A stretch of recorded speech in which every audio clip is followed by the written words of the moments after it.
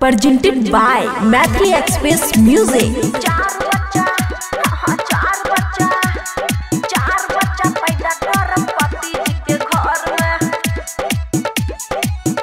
खुशी recording studio बलुआहा।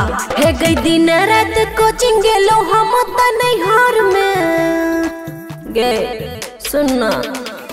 दिन रात coaching गेलो हम त नैहर में भेले नहीं नौकरी है 32 के उम्र में। 4 बच्चा पैदा कर पति जी के घर में। 4 बच्चा पैदा कर पति जी के घर। है गई 4 बच्चा पैदा कर पति जी के घर में।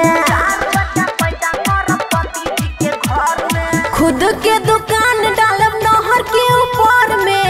लिट्टी समोसा बेचब खाली दिन दोपहर में। 4 बच्चा पैदा कर पति जी के घर में। 4 बच्चा पैदा कर पति जी के घर। है गे 4 बच्चा पैदा कर पति जी के घर में। पति जी के घर में 4 बच्चा 4 बच्चा।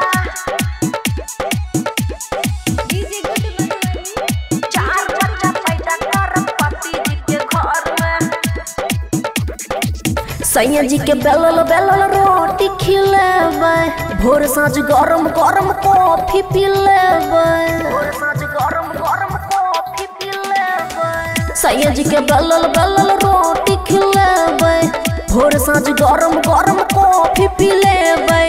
सेवा संस्कार करब दिन दोपहर में। सेवा संस्कार करब दिन दोपहर में। 4 बच्चा पैदा कर पति जी के घर में। 4 बच्चा पैदा कर पति जी के घर। है गे 4 बच्चा पैदा कर पति जी के घर में।